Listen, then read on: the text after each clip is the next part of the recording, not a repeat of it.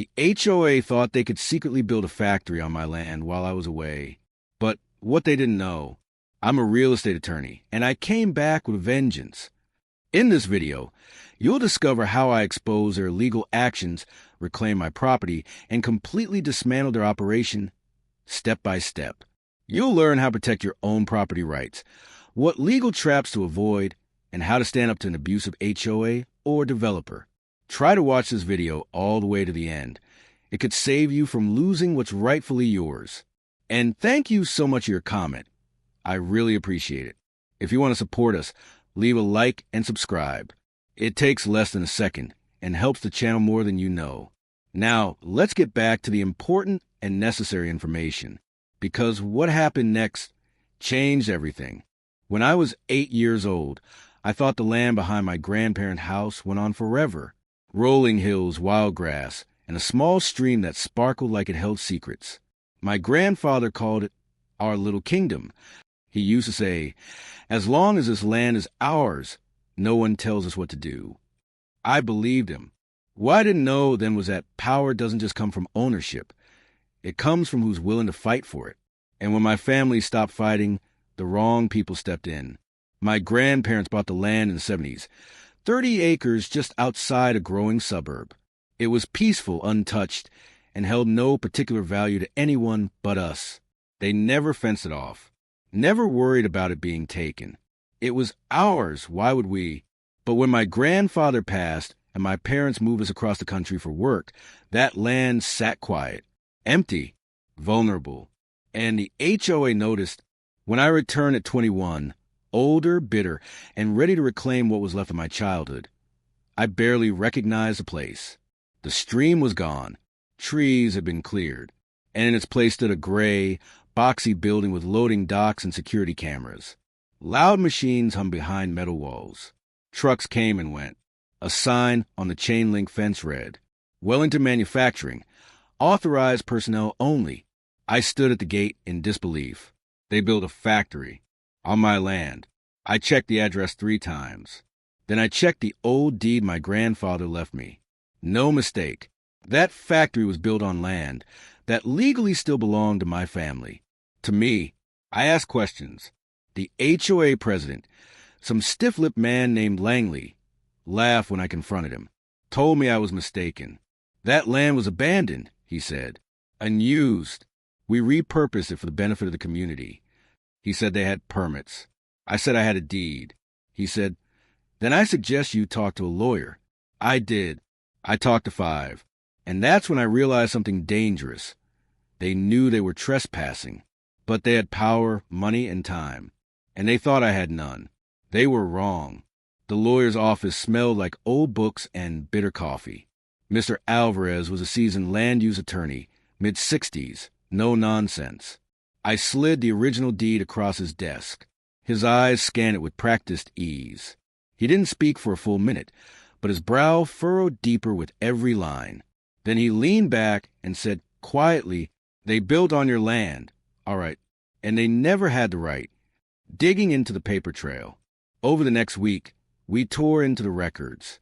County plats, transfer documents, HOA filings, building permits. Everything that should have existed didn't. Or if it did, it was forged, backdated, or missing key approvals.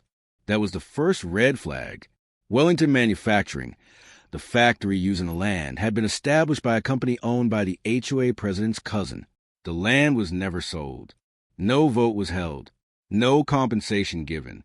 The HOA had simply annexed the land, filed it under common use, and leased out for profit, all under the radar. All without legal standing. I visited neighbors who had lived there for decades. Some remember my grandfather. Some didn't. But all of them had the same look in their eyes when I brought up the factory. Fear. They whispered, "Don't mess with Langley. He's got friends in the county. They'll bury you in paperwork." One older man said, "They try to find me for painting my own fence the wrong shade of brown. You think they'll give your land back because it's yours?" That's when it hit me. This wasn't just about stolen land. This was about power, control, abuse hidden behind bureaucracy. And I was going to rip the whole thing down. I was angry. I'd been furious when I first saw the factory, but now I was beyond that. I was on a mission, and nothing, no threat, no intimidation tactic, no attempt to discredit me, was going to stop me. The first call I made was to Carmen Lopez, a local journalist who had been covering HOA corruption for years. She'd run a few stories on Langley's board before and had hinted at some shady dealings, but never had concrete proof. When I showed her the documents, her eyes widened. "You've got them," she said. "The smoking gun." She wasn't wrong. Between the forged building permits, the conflict of interest with Langley's cousin, and the complete lack of any legal sale or transfer of land, I had what I needed. But it wasn't enough. I needed something more, something that would make the community care, something that would force the authorities to take this seriously. While Carmen worked on getting the word out, I did something else. I walked the land again. I stood where the stream used to be, where the trees had been cut down. I pictured the way it had all been when I was a kid, the peaceful, serene place my grandfather had cherished. I thought about how he would have fought for this land, how he never would have let someone like Langley take it from him. I had my grandfather's journal, the one he'd kept throughout his life, documenting every legal battle he fought, every issue with the community. One entry caught my eye. "Never let them take what is rightfully yours, not with threats, not with lies, not with silence." Those words were more than advice. They were a blueprint, and now I was going to follow it. I started meeting with neighbors, not just the old-timers, but anyone who would listen. They had stories to tell. Some had been fined for trivial things. Others had their homes inspected by Langley's board, only to find minor violations, like a broken mailbox or a garden that didn't fit the HOA standards. The more I dug, the more I uncovered about the HOA's pattern of intimidation. They were draining people dry with fines and penalties, making their lives miserable. They'd built a factory on my land, but they had made a habit of bullying everyone else into submission. But the real game changer came one evening when I met with Rachel Hunter, a land attorney who specialized in cases involving corrupt property management companies and HOAs. Rachel had been fighting against Langley's HOA for years. She had cases stacked against them, but none of them had gone far enough. No one had the courage to take them all the way to court. I laid out the facts. Rachel nodded, listening intently. "They've overstepped," she said. "They've taken more than land. They've stolen people's trust. That's going to be their downfall." We began formulating a plan. There are moments in life when you feel like everything is slipping away, like you're on the edge of losing it all. But then there are moments when the scales tip in your favor, when you find the one thing that changes everything. For me, that moment came when Rachel Hunter and I uncovered the missing piece of evidence, something that would bring the whole house of cards crashing down. We needed to verify exactly where the boundaries of my family's land ended and where the factory's illegal expansion began. The county records were vague, and Langley's crew had pulled every trick in the book to erase traces of their wrongdoing. So we hired a land surveyor, someone reputable who wouldn't back down from the HOA's influence. His name was Gordon O'Neill, and he'd been working in this area for nearly 30 years. He'd seen all the land grabs and shady dealings, but when he saw what Langley had done, he took it personally. Gordon and I spent days on the land, carefully measuring and comparing deeds, marking the exact spots where the factory stood. As we stood there in the late afternoon light, the truth became undeniable. The factory was built on land that was clearly marked as ours, down to the last foot, armed with the new survey maps. We visited the county clerk's office. Rachel had already spent hours digging through previous land dealings, trying to get a better picture of how the factory was approved. After hours of digging, we found the original permit application. On paper, it seemed legitimate, but there was a major problem. The signature of the original property owner was forged. Langley had somehow convinced the county clerk to approve the construction, but they had never properly transferred the land. It wasn't just a mistake. It was a calculated, illegal move designed to make everything look legitimate. They'd lied, and we had proof. With this new information, we set up a meeting with Langley. He wasn't expecting us to come in with documents proving his involvement in this entire land grab scheme. I watched him squirm as we laid it all out. For the first time, His confident demeanor faltered. He tried to play it off, but we knew he was sweating. Rachel spoke first, calmly and clearly. You didn't have the right to build on that land. The signatures on the permits were forged, and the surveys prove it. We have everything we need to take this to court. Langley's face turned pale. I couldn't help but feel a rush of satisfaction. He had underestimated me, underestimated us. Langley wasn't going down without a fight. As we walked out his office, his voice echoed behind us. You think you can beat me in court? You think you can win this fight? I'm not going to let you take everything I built. I stopped in my tracks, feeling his anger in the air. His threats were real, but I had already come too far to turn back. I wasn't backing down. I turned to Rachel, and we exchanged a look of determination. This wasn't just about land anymore. It was about stopping him and making sure he could never do this to anyone else again. I knew it wasn't just about the legal battle. I had to make this a community effort. The factory was a problem for everyone in the neighborhood, not just me. People had watched as the land was transformed into a noisy, polluting factory. They'd seen their property values plummet, and yet they were too scared to speak out. That's when I decided to publicly expose Langley's actions. With the media's help, we organized a neighborhood meeting, inviting anyone who had been affected by the HOA's illegal actions. We brought in Carmen Lopez, who had been writing articles exposing the corruption of local HOAs, to help raise awareness. As we prepared for the meeting, I knew it wouldn't just be my word against Langley's. It would be the community standing together to take back what was rightfully ours. There's something about uncovering a lie that feels different from other revelations. It's not just the shock of being deceived. It's the quiet realization that everything you thought you knew has been manipulated. And once that truth hits you, there's no going back. As the community meeting approached, tensions ran high. People had been living in fear of Langley and his HOA for years.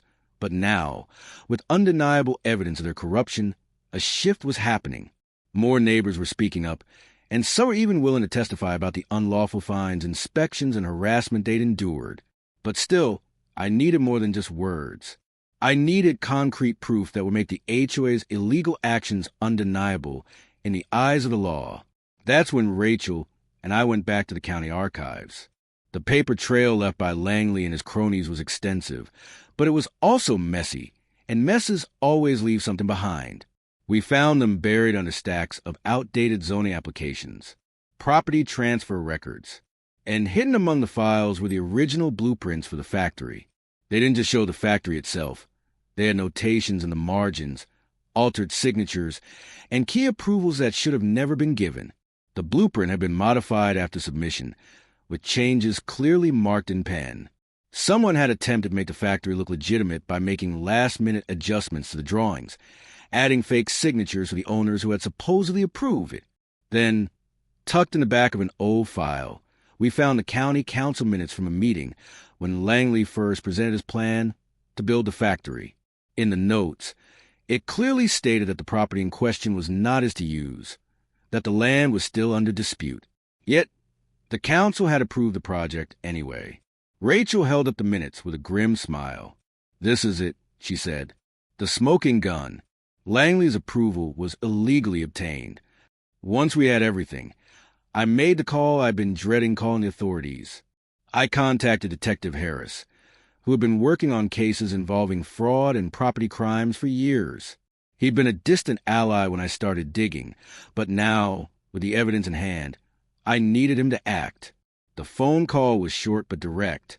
"Detective Harris, I have everything you need to take down Langley and the HOA. This isn't just some property dispute. It's fraud, forgery, and misuse of public office. If you want to make a case, I'll give you everything I have." I could feel the shift in his tone. Harris knew this wasn't just another case. It was one that could bring down a corrupt system that had been operating in the shadows for years. By the time we walked into the community meeting, it felt like everything was in motion. Carmen had already spread the word. Neighbors began showing up in droves, eager to hear the truth. And when I stood up to speak, the room went silent. I opened the folder and laid everything out. The blueprints that had been tampered with, the survey proving the factory was on my land, the forged signatures and altered documents. the county council minutes that showed how the approval process had been rigged. But the most powerful moment came when I played a recording I had taken during my meeting with Langley. In it, Langley arrogantly dismissed my claims and threatened me with legal action, saying, "You think you can beat me in court? I've got the resources to bury you." The room gasped. They heard it from his own mouth. The very same man who had stolen my land, who had manipulated the system for his gain, now had his own words turned against him. It wasn't just the community that had been shaken. Detective Harris promised to launch a full investigation into Langley's dealings. But we all knew this wouldn't be easy. Langley wasn't just any businessman. He was the head of a powerful HOA that controlled much of the local property market. And he had deep pockets. We had the evidence. But now we had to see if the system would hold. As the investigation unfolded, I found myself relying not only on the law but also on the strength of the neighborhood. Word spread quickly about Langley's fraudulent actions. It wasn't long before I received a surprising call. It came from Maggie Green, a quiet, unassuming woman who lived down the street. I knew her by face, but had never spoken to her much before. Her voice on the other end of the phone was calm, but urgent. "I know what Langley's doing, and I've got something that can help you." Maggie had lived in the neighborhood for over 20 years, long before the factory was built, and she had a photographic memory for details that others overlooked. She had kept records, old receipts, letters, and photographs from when the factory construction had started, and she was convinced she had something critical. "I've got the original construction contract Langley signed with his cousin. It's not on file, but I have a copy. And if you look at the terms, they don't match anything the city approved." My heart skipped. This was it. Maggie had unknowingly kept the contract in a drawer for years, completely unaware of its importance until the recent events unfolded. She didn't hesitate to give it to me, fully understanding that it would be the final blow to Langley's empire. The contract Maggie provided was a game changer. The terms clearly contradicted the official documents we had obtained from the city, revealing that Langley and his cousin had created a deal that made it appear as though the land was leased properly. But in reality, it had been a completely fraudulent agreement designed to bypass any regulatory oversight. Rachel, who had been working tirelessly behind the scenes to prepare our legal strategy, saw the significance immediately. With the contract in hand, it wasn't just about taking Langley to court anymore. It was about shutting down the factory entirely and forcing the HOA to pay for their illegal actions. As the case against Langley gained steam, the city council called for a public hearing. It was a last-ditch attempt to address the growing controversy surrounding the factory. The room was packed with people, but this time, it wasn't just me and a few angry residents. It was a crowd. Every seat was filled with neighbors who had been wronged by the HOA. I stood up to speak, my voice steady and clear as I laid out the timeline of events, starting from the initial fraudulent land annexation to the construction of the factory. I presented the evidence Maggie had provided, detailing how Langley's contract was completely fabricated and how it was designed to deceive the council and the community. For the first time, Langley looked nervous. The quiet arrogance that had once defined him was now gone, replaced by an almost palpable fear. But it wasn't just his face that changed. It was the faces of the city council members as well. The evidence was undeniable. They had no choice but to confront the reality of what had been done. As the hearing progressed, the crowd grew more vocal, demanding accountability. One by one, the council members began asking questions about the HOA's involvement, the discrepancies in the building permits, and the unlawful contract that Langley had tried to hide. By the end of the meeting, Langley knew the game was over. After the public hearing, there was no turning back. The evidence had been laid out, the community was behind me, and Langley knew the walls were closing in. It was no longer a matter of what he'd done, but how much longer he could hide. Langley's attorneys were ready for war. They immediately filed a motion to dismiss the case, claiming that I didn't have standing and that the alleged fraud was too old a challenge. They attempted to twist the situation, spinning it as a misunderstanding rather than a calculated crime. But I wasn't afraid. Rachel, my steadfast attorney, was relentless. She knew the stakes were high, not just for me, but for everyone Langley had wronged. We spent weeks preparing for trial, combing through every piece of evidence, every document, and every witness statement. We meticulously built the case, piece by piece. Every time Langley tried to deflect, we countered with hard facts. We also knew Langley would pull out all the stops. He had deep pockets and a reputation for intimidating anyone who stood in his way. But we were no longer alone. The community was with us, and we had a team of allies that included not just legal experts, but local media that had been following the story closely. The day of the trial arrived. The courtroom was packed, every seat filled with supporters, reporters, and residents who had seen Langley's empire of lies. I had been preparing myself for the long road ahead, but standing there in the midst of it all, it hit me. This was bigger than just a factory. This was about justice. Langley's legal team was well prepared. As expected, they used every trick in the book, delaying tactics, objections, and arguments that were designed to confuse the jury. They even tried to make me look like a disgruntled property owner, someone simply out for revenge, try to reclaim something I'd lost. But Rachel was unshaken. She calmly countered every attack, demonstrating how Langley's actions had caused harm to the community, not just me. She made it clear that this wasn't about a piece of land. It was about corruption, fraud, and abuse of power. The turning point came when Maggie Green took the stand. Her testimony was simple, yet powerful. She spoke of how Langley's actions had affected her and the neighborhood, recounting how she had seen the factory being built without notice, and how her own property value had plummeted because of it. But the real bombshell came when Detective Harris testified. He outlined how the investigation had uncovered the full extent of Langley's fraudulent actions, showing the altered blueprints, the forged signatures, and the damning contract that Maggie had kept all these years. Harris also detailed how Langley had attempted to manipulate the public and local officials for his own gain, all while exploiting his position as HOA president. As the trial progressed, Langley took the stand himself. He had always prided himself on his calm demeanor, but today, that mask started to crack. He couldn't explain the documents. He couldn't explain the forged signatures. And when Rachel asked him point blank about the factory's construction on land that wasn't his defense was weak and unconvincing. Langley tried to play the victim, claiming that he had simply been doing what was necessary to help the community.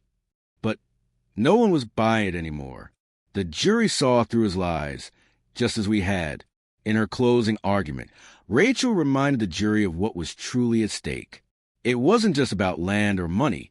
It was about the trust that had been broken between Langley, the HOA, and the community. She painted a picture of how Langley's actions had affected not just me, but everyone who lived in the neighborhood, how the factory had destroyed green spaces, polluted the air, and reduced property values. She ended with one simple, powerful statement. The truth is clear. Langley knew what he was doing, and now he must be held accountable. The waiting was agonizing. The jury deliberated for what felt like hours. I paced the hall outside the courtroom, wondering how it would all end. But deep down, I knew we had done everything right. Finally, the bailiff returned with the verdict. The jury found Langley guilty on all counts: fraud, forgery, and misuse of office. The room erupted in applause. Langley was not only forced to pay significant restitution to the community, but also had his position as HOA president revoked. The factory, which had been built on illegally obtained land, was ordered to be dismantled. The land was returned to the rightful owners, and a public park was set up in its place, allowing the community to reclaim the space that Langley had tried to steal. The victory was sweet, but it wasn't just a legal outcome that mattered. It was a message that had been sent. Corruption had no place here. The people, united, had taken back control. The trial was over, and Langley's empire had crumbled. The victory was hard-earned, but it wasn't the end. The real challenge lay in what came next: rebuilding the community and restoring trust where it had been broken. The victory in court reverberated through the neighborhood. But as Langley's influence faded, his former supporters scattered like roaches when the light turned on. There were many in the HOA who had backed Langley, perhaps not out of malice, but out of fear. Fear that if they didn't align with him, they too would suffer the same fate: property fines, harassment, or being pushed out of the community entirely. Now that Langley was out of power, many of these former supporters felt lost. Without his heavy-handed tactics, they weren't sure where to place their loyalty. Some attempted to align themselves with me, but I was cautious trust was not easily rebuilt. especially when it came to the same people who had enabled Langley's schemes. One of the first things I did was work with the city council to make sure that the HOA could never operate the same way again. A new board of directors was elected, one that included a mix of long-time, honest residents, including Rachel and Maggie, who had played pivotal roles in our fight. I wanted the HOA to be a force for good, something that helped the neighborhood grow and thrive, not control and exploit it. We also introduced new bylaws to ensure that no one person could dominate the board the way Langley had. The new rules required increased transparency, community voting on major decisions, and a strict conflict of interest policy. It wasn't an overnight fix, but step by step, the atmosphere in the neighborhood began to shift. People started to believe again that they had a voice. The meetings became more collaborative, and while not everyone agreed all the time, it was now clear that everyone was heard. The next phase of recovery was turning the land back into something that could be shared by the entire neighborhood. The factory's dismantling had taken time, but the plot of land, now free of pollution and concrete, had so much potential. We pushed for a community park, where everyone could come together. It wasn't just about creating a beautiful space. It was about symbolism. We weren't just restoring a plot of land. We were restoring hope. We were proving that justice could prevail and that greed and corruption couldn't define our future. The park became a symbol of resilience. It had walking paths, picnic areas, and a small playground for kids.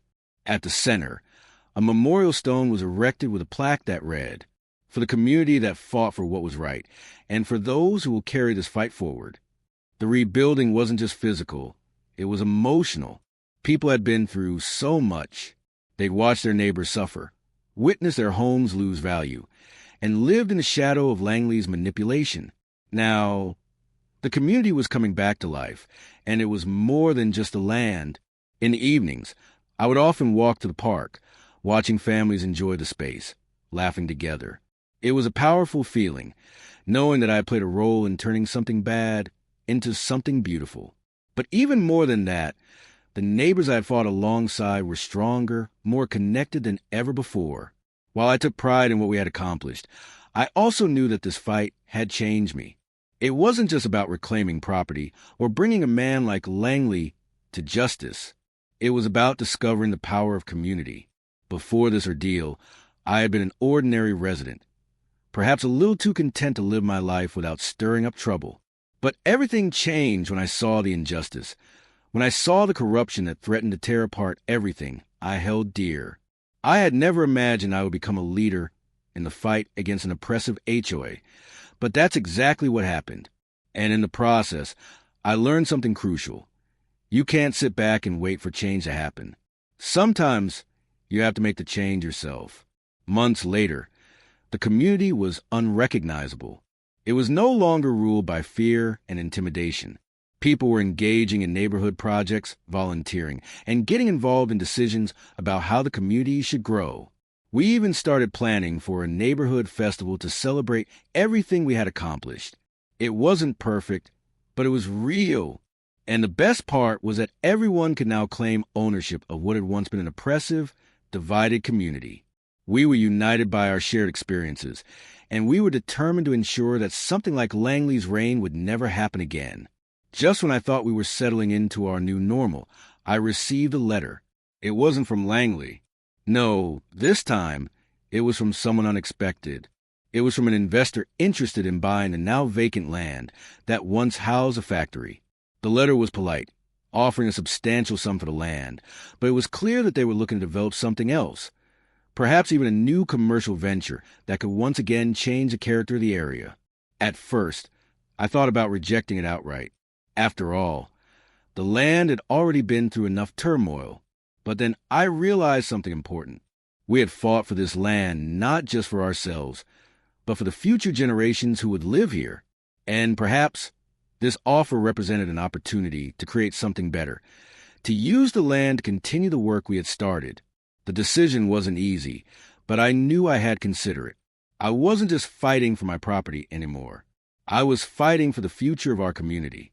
The letter from the investor sat on my desk for days, the weight of its implications pressing down on me with every passing hour. I stared at it long after I had read its contents, thinking analyzing, weighing the potential consequences. The investor's proposal was tantalizing, but it felt like a double-edged sword. On one hand, the offer was generous. The amount they were willing to pay for the land could cover all the legal fees we had incurred during the battle, and even allow us to invest in further improvements to the neighborhood. It would also mean revitalizing a piece of property that had once been a symbol of oppression. On the other hand, the idea of commercial development, especially something like a big box store, a condominium complex, or a warehouse, had potential to change the entire character of the neighborhood once again. The last thing we wanted was for the same cycle of greed and exploitation to repeat itself, this time in a different form. I couldn't make this decision alone. The battle we had fought was for the entire neighborhood, and I knew that if we would move forward, it had to be a collective decision. I called a meeting, inviting everyone who had been part of the journey. The people who had fought alongside me, the ones who had witnessed Langley's reign firsthand. The meeting was held at the community center, the same place where we had started discussing the possibility of taking action against the HOA. Now, it was time to discuss this new opportunity. The atmosphere was tense as everyone took their seats. I could sense the unease in the room. The investor's offer seemed too good to pass up. Yet the memory of what had happened before, the way Langley had manipulated the community for his own gain, was fresh in everyone's minds. People were wary. The discussion started slowly, but soon the room was filled with passionate voices. Some residents were all for selling the land to the investor. Janet, a longtime resident who had seen her property value skyrocket after the factory was demolished, argued that the community needed the financial windfall to pay for improvements. "If we take this offer, we can finally get ahead," she said. "We can build a better neighborhood, fix the streets, improve the park, and invest in the future." Others, like Tom, a retired engineer who had lived here for decades, were more skeptical. "We've already been through one disaster. What makes you think the next developer will be any better? What if they build something that ruins the community again?" As the debate raged on, I felt the weight of responsibility on my shoulders. The decision wasn't just about today's needs. It was about tomorrow's future. Could we trust a developer to respect the integrity of the land and the community? Or would this just be another chapter in the cycle of exploitation? As the discussion continued, a voice cut through the noise. It was Maggie Green, who had been quiet for most of the meeting. She had always been thoughtful in her words, and when she spoke, people listened. "Before we make any decisions," she began, "we need to remember what this place means to us. It's not just land, it's our home. It's the park where our children play, the streets where we've raised our families, the space where we come together." She paused, letting the words sink in. We don't want to repeat the mistakes of the past.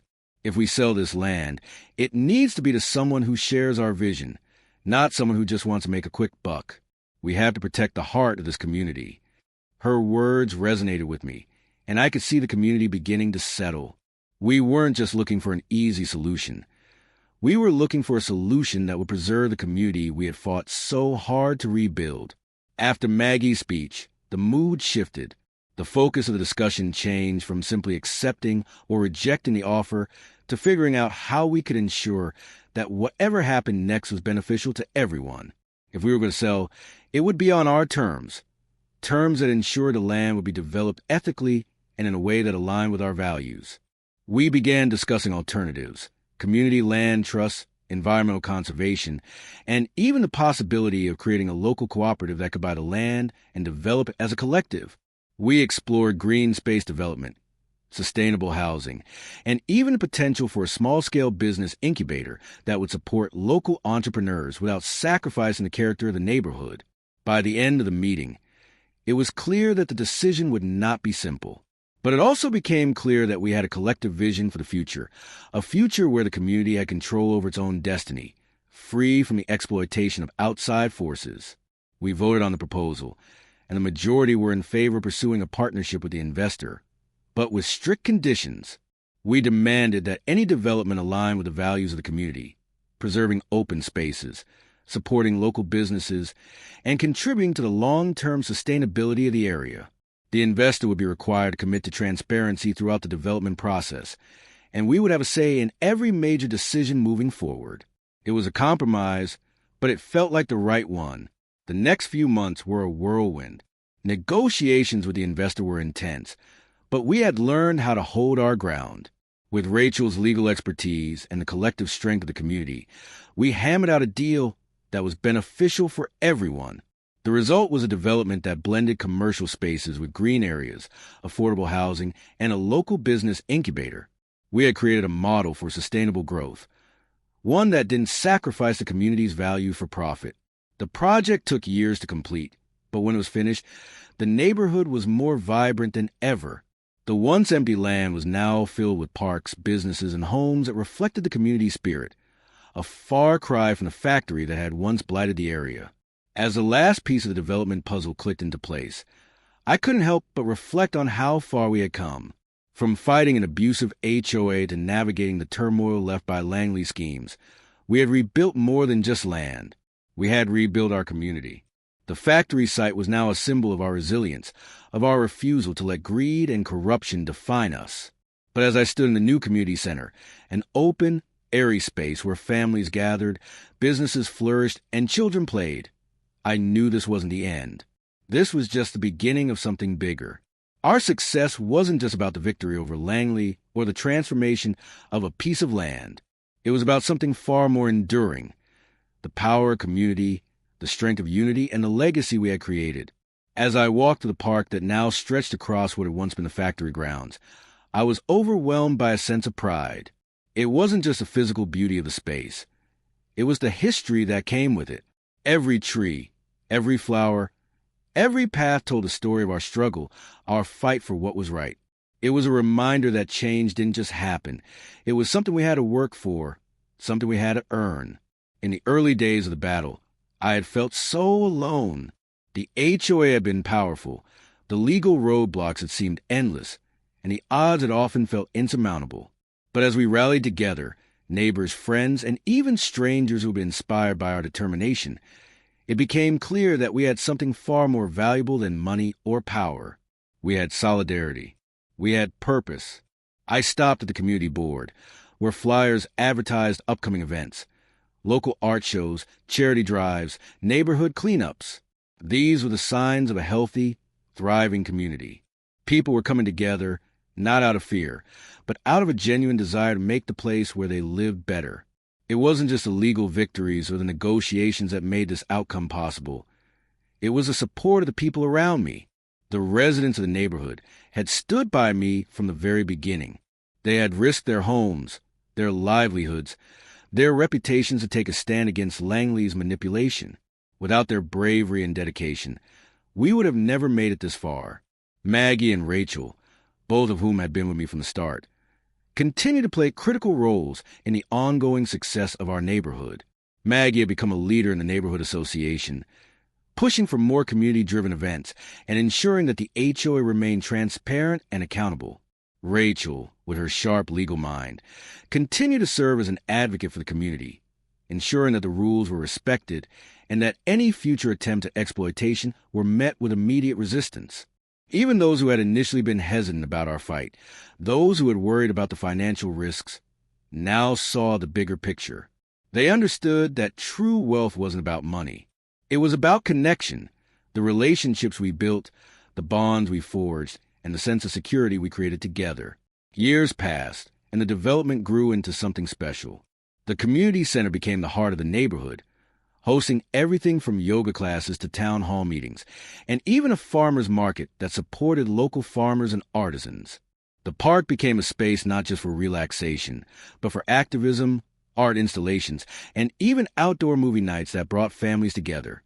The homes that had once stood on the edge of the factory site were now surrounded by green spaces and thriving businesses. Property values had skyrocketed, but unlike before, the growth wasn't driven by greed. It was driven by sustainability, both in terms of the environment and the relationships within the community. As word spread about our success, other neighborhoods began reaching out. They wanted to know how we had done it. How had we fought a system that seemed unshakable? How had we reclaimed a piece of land and turned it into a community-driven space for future generations? We shared our story at local conferences and in community workshops. What we had accomplished wasn't just a victory. It was a blueprint. People from all over came to learn from our experience, and it became clear that what we had done could be replicated. Our story wasn't just about fighting against injustice. It was about building something positive out of adversity. For me, personally, the transformation was just as profound. In the beginning, I had simply wanted to regain control over my land, to fight back against the HOA and Langley's overreach. But along the way, I had learned something crucial. You can't fight for what's right without changing yourself. Before the fight began, I had been content to let others make decisions for me. I hadn't paid much attention to local politics or been actively involved in the community. But when my rights were violated and the injustice became impossible to ignore, I found myself thrust into a leadership role I hadn't anticipated. And in doing so, I discovered strengths I never knew I had. I learned that one person could spark change, but only when supported by a community willing to stand up for what they believed in. As I sat on the porch of my home, looking out over the park where kids played and neighbors laughed, I realized that the true legacy of our fight was not just in the victory itself, but in the community we had built. We had taken back more than land. We had reclaimed our autonomy, our dignity, and our shared values. Langley may have thought he had won when he built his factory on our land, but in the end, it was a community that triumphed. It was a community that showed resilience in the face of adversity. And now, it was a community that thrived. The victory wasn't just mine. It was ours. And as I watched the sun set over the horizon, I couldn't help but smile, knowing that the future we had fought for was secure. The years that followed the completion of the development were filled with hope and promise. What had once been a battlefield of legal battles and power struggles had now become a model of resilience and cooperation. But even as the community settled into its newfound peace, I knew that we could never become complacent. The story of Langley and the HOA's abuse of power was a lesson that we couldn't afford to forget, and it was a lesson that would continue to shape the future of our neighborhood. As the park flourished and local businesses began to thrive, a wave of community pride swept over us. More people became involved in neighborhood events, from food drives to cleanup campaigns to hosting local farmers markets. People had stopped just looking inward at their own properties and instead began focusing on collective well-being. The neighborhood was growing, and with that growth came the opportunity to expand our influence beyond the boundaries of our own land. The principles that we had fought so hard to establish were spreading. I began to see neighboring communities, who had watched our struggle from the sidelines, start to adopt similar models of self-governance. They held their own community meetings, demanded transparency from their HOAs, and worked together to shape the neighborhoods they wanted to live in. The next major milestone for us was the dissolution of the old HOA board. The transformation had been complete. The new board was no longer a tool of oppression, but a voice of the people. Gone were the days when individuals like Langley had manipulated the system for personal gain. The new system focused on community-centered decision-making, where each member of the HOA was held accountable to the people they represented. The HOA had once been the source of constant tension, the antagonist in our story. Now, it had become a symbol of democracy and collaboration. And as the old guard was replaced with fresh, community-minded individuals, the HOA took on an entirely new role, one of support, guidance, and stewardship. I had initially taken on the role of leader out of necessity, but over the years, it became clear that leadership wasn't about power, it was about service. Watching the transformation in others, how people who had once felt powerless now stood tall, fighting for what they believed in, was a powerful reminder of how much we had accomplished. Maggie, who had initially been hesitant to take a leadership role, now served as the chair of the HOA board. Her perspective was shaped by years of fighting alongside us. She was pragmatic, compassionate, and unwavering in her commitment to the community. Rachel had become a trusted legal advisor to the HOA, ensuring that every action taken adhered to the principles of fairness and transparency. I had stepped back from the day-to-day operations, but I remained involved in the decision-making process. I served as a mentor to the new leaders, offering guidance whenever it was needed, and it was fulfilling to see the next generation of leaders rise up with the same values we had fought for now etched into the fabric of the community. As we settled into a new era of cooperation and transparency, the next challenge was to ensure that our story, our lessons, weren't lost time. I began giving talks to other communities, sharing our experiences, and offering advice on how they could avoid the same pitfalls we had faced. The more I spoke to others, the more I realized just how many communities were facing the same issues we had. HOA corruption, overreaching developers, and oppressive policies were not unique to our neighborhood. There were systemic issues affecting communities across the country. This realization led to a new mission for me: advocacy for homeowners. I started a small nonprofit aimed at providing legal resources and support for homeowners fighting back against corrupt HOAs and developers. The nonprofit offered free consultations, legal resources, and guidance on how to navigate the complexities of property rights. It felt like a natural next step, helping other communities fight for their land, their rights, and their freedom. What had started as a localized fight began to take on a national dimension. Our story resonated with people far and wide. I received emails, phone calls, and messages from individuals across the country, people who had dealt with bullying HOAs, greedy developers, and corrupt board members. They had seen our victory and felt inspired to take action in their own communities. The success of our fight prompted me to take our story to a broader audience. I teamed up with several like-minded advocates and lawyers to push for nationwide reforms that would prevent HOA corruption and developer overreach. We worked on policy changes that would enforce greater transparency in HOA operations and protect homeowners from abusive practices. The road to systemic change was long and filled with obstacles, but we had learned through experience that change was possible. It just required the right combination of effort, community support, and perseverance. Our efforts culminated in a national conference held in Washington, D.C., where I had the opportunity to speak alongside lawmakers, activists, and attorneys about the importance of homeowners' rights. It was a surreal moment for me, standing in front of a room full of people who had all come together to fight for a cause that had once felt so personal. At that conference, I realized that our local victory was no longer just about our community. It was part of a larger movement to protect homeowners across the country.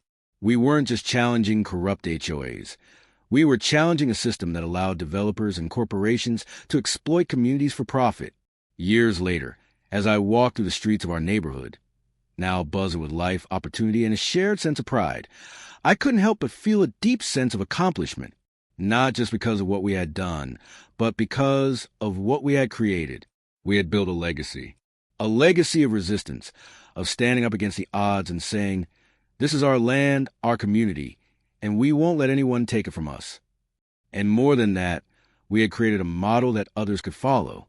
The new generation of leaders, activists, and homeowners now had a blueprint for fighting back, for reclaiming their homes and their rights. In the end, this wasn't just about fighting an HOA or a developer. It was about protecting what mattered most: our homes, our families, and our future. The morning sun cast a golden hue over the neighborhood, a place once marked by tension, lawsuits, and betrayal, now alive with laughter, small businesses, and the kind of peace that only comes from hard-earned freedom. Standing by the edge of the park, where the old factory used to loom, I could still feel the echoes of everything we had overcome. This wasn't just land anymore. It was a symbol, a testament to the people who refused to be silent, a reminder that real power lies with those who unite for a common cause. The HOA thought they could bully us, bury us in paperwork, and steal what we had built. Langley believed his titles, his money, and his fabricated claims gave him the right to take what wasn't his. But what they didn't understand, and what they learned too late, is that when people are backed into a corner, they don't fold. They fight. We didn't just win court battles. We didn't just tear down a corrupt factory. We didn't just remove a broken HOA board. We rewrote the future. Yes, I got my land back.